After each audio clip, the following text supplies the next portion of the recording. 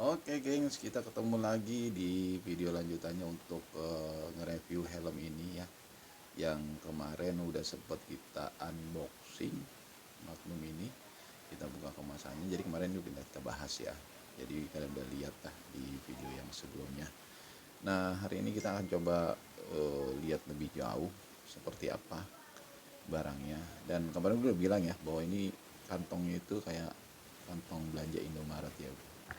Ya bukan gimana-gimana karena ini kan untuk kelas apa namanya low budget ya, kita nggak bisa berharap lebih lah, bahkan beda dengan helm-helm yang medium atau premium, kantongnya dengan NHK aja udah beda, KYT gitu ya, atau helm-helm gue yang lainnya LS2. Nah, kita akan bedah bareng-bareng nih nanti ya, walaupun sih sebenarnya udah mungkin udah banyak ya channel yang membahas ini. Kita lihat keluarin barangnya. Nah, ini helm kayak begini, ini udah kalian lihat semuanya, tapi keren juga ya kantongnya ya, Scott helmet gitu. Nah, kurang lebih kayak gini nih penampakannya. Kita lihat bareng-bareng nanti seperti apa sih kualitas barang-barangnya, dan aksesoris apa aja yang menempel, berfungsi atau enggak part-partnya. Kita akan lihat bareng-bareng. Contohnya seperti ini nih. Ya, kita akan deketin. Nah, ini plastik untuk bagian ventilasinya. Kurang lebih kayak gini nih. Tuh. Eh, nggak jelek banget, tapi juga nggak bagus banget. So-so lah ya gitu untuk ukuran helm di harga 300 ribuan gitu ya, dengan helm style ala-ala Eropa gitu, AGV ataupun Soei. Dan kalau lu perhatiin sama-sama nanti, atau kalau nanti lu punya, lu lihat stiker Scottnya itu kayak unibody, artinya jadi menyatu dengan bodinya, ditempel kemudian di varnish. Jadi bukan stiker yang cuma nempel tok gitu loh, jadi benar-benar halus permukaannya, benar-benar menyatu dengan catnya, jadi menjadi bagian dari cat itu sendiri gitu ya. Dan ini bagus banget kata gue ya, bagian ini gue kasih nilai bagus. Kita lihat kaca depannya, ini bagian permukaan depannya sama, ini juga bagus. Nah, ini bagian ventilasinya, ini mengingatkan gua sama helm zaman dulu tuh yang buatan Thailand, apa ya, Bayard kalau nggak salah, Bayard ya. Bagian ini ya nggak terlalu bagus ya, tapi kelihatan lah niat bikinnya. Kita sama-sama nanti akan tes nih bising atau enggak gitu ya. Bahannya sih oke, kalau kalian pegang sebenarnya bahannya oke gitu ya. Cuman ya helm helm low budget yang cukup lumayan. Nah, ini helm kacanya ini sepertinya bukan anti scratch, tapi cukup kokoh sih, cukup kokoh untuk mika kacanya. Dan ini untuk ratchetnya gitu ya, itu ada beberapa titik stop, jadi nggak seperti helm LS2 yang cuma dua posisi stop ya, jadi kurang nyaman sebenarnya gue pakai LS2, tapi ya oke lah. Nah, ini cukup oke, kacanya nggak terlalu kaku, nggak terlalu keras, ratchetnya oke. Dan ini adalah anti fognya, ini anti fognya kemarin sempat gue tarik, tapi overall ini walaupun sepertinya aksesoris yang bisa dipisah dan mengingatkan gue sama helm MDS yang lama gitu ya. Ini bisa dicopot-copot, ini bisa dicopot-copot.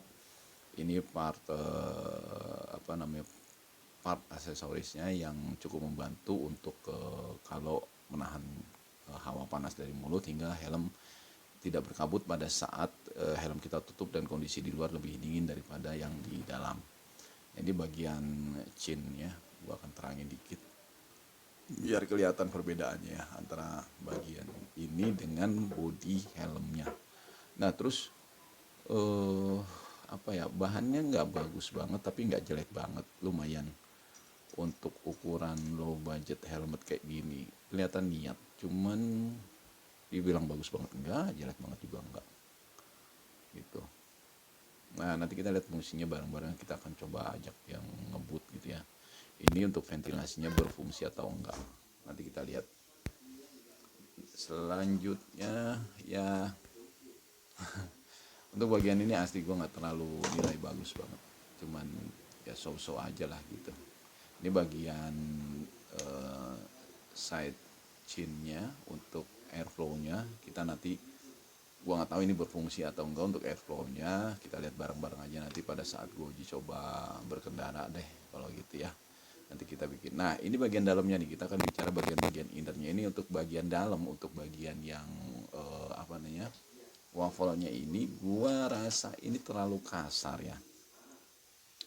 Kasar, tapi gua nggak tahu maksudnya apa. Memang apakah untuk pelepasan hawa atau gimana? Tapi ini agak kasar. Ini kalau lu lihat bagian dalamnya gitu ya secara langsung, nanti lu pegang sendiri kasar bener gitu. Dan ini berbanding terbalik dengan bagian suit dalamnya gitu, bagian innernya itu beda banget deh pokoknya. Jadi bagian dalamnya itu lebih halus, lebih lembut, dan menurut gua malah lebih bagus daripada helm-helm yang ada di ada helm gue yang lainnya lah ya. Nah ini bahannya tuh sumpah halus banget dan menyerap keringat banget, nggak kasar di kulit kayaknya karena lembut banget. Dan ini bukan bahan yang mudah pecah gitu. Atau tahu kan kalau yang bagian helm tuh yang suka retak-retak kalau udah berumur kayak gitu kan gitu. Dan ini bagus sih. Jadi kalau lu lihat secara langsung ini bahkan untuk bakelnya itu ya kainnya ini asli sumpah bagus banget dibanding dengan yang lain, dan ini kelihatan niat banget bahannya nggak main-main kalau untuk bagian ini ya. Dibanding di compare dengan helm-helm yang lain yang di harga yang sama dengan dia, ini gue bilang masih cukup bagus, lebih bagus malah ya, lebih bagus. Dan ini bagian belakangnya ini bahannya bukan bahan seperti yang gampang pecah-pecah itu loh, yang kayak di kulit ini ya. Nanti adalah pembandingnya helm-helm gue yang lain tuh kelihatan bagus di awal doang, setelah berumur dia akan pecah-pecah. Tapi kalau bagian ini kayak bahan yang nggak bakalan pecah-pecah ya. Lain cerita kalau sobek, kalau lu sobekin atau lu rusakin ya. Nah cuman ini aja sih kekurangannya, ini aja nih yang agak kasar. Ini mungkin karena untuk pelepasan udara ya dari wovennya ini. Jadi secara overall sebenarnya bahannya bagus banget kalau bagian dalam untuk yang apa, untuk shootnya ya, inner shootnya ya, sorry, inner layernya. Terus ini bagian kepalanya juga tuh bagus banget.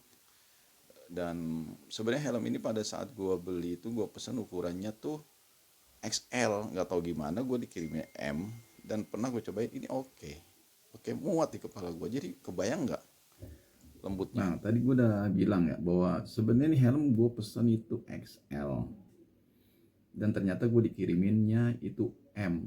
Kalau lu cari di dusnya atau kemasannya mungkin nggak ada, karena kan udah gue bilang ya di video awal bahwa ini kayaknya dikirim dengan bukan dusnya gitu. Nah dari mana gue taunya? Karena dari sini nih, di bagian belakang untuk size-nya itu nempel menjadi satu body dengan karet belakang ya. Ini di press untuk mungkin bagian dari sambungan liner karet tepi dari plastik helm itu sendiri. Jadi size-nya M. Oh. Nah, kita kan coba go back sedikit ya.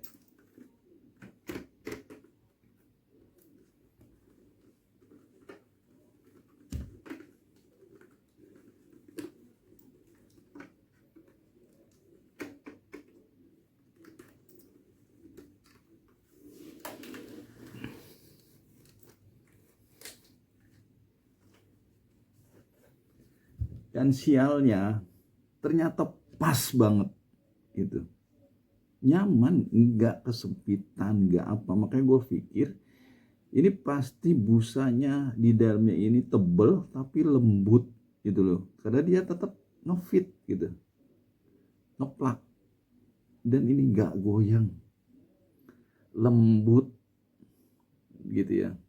Tadi gue berpikir mau modif ini untuk jadi quick release buckle gitu ya, yang model clip gitu, karena ini kan di ring agak ribet ya kalau, walaupun dia lebih safety, tapi sayang bahannya bagus talinya, walaupun ada beberapa catatan kekurangan seperti bagian ini ya, ventilasi aduh, dari 1 sampai 10 gue cuman kasih nilai 5 lah ya kalau untuk bagian-bagian ininya nih, karena gak kokoh. Tapi kita harus memahami bahwa dengan harga 300 ribuan atau low budget gitu dengan barang kayak gini. Keren gue akuin, lembut. Cuman sayangnya memang karena buat gue yang pakai kacamata akan kesulitan karena nggak bisa pakai kacamata gitu ya, yang kesulitan karena nggak bisa pakai kacamata. Ya nyaman, oke. Kuping gue juga nggak sakit gitu ya, nggak kejepit banget. Overall good job. Kalau overall penilaian gue dari 1 sampai 10 dia ada di angka 8. Itu pun kekurangannya karena bagian ini saja sih. Sisanya ini bisa dimaklumi ya. Ini niat banget ya, walaupun murah tapi nggak jelek-jelek amat. Raketnya juga, body plastiknya ya, wovennya ini oke. Gue belum tahu fungsinya tapi ini masih acceptable, masih bisa gue terima. Tapi bagian dalamnya lembut banget, double ring dan talinya bagus gitu ya. Jadi ya, oke, recommended. Thank you.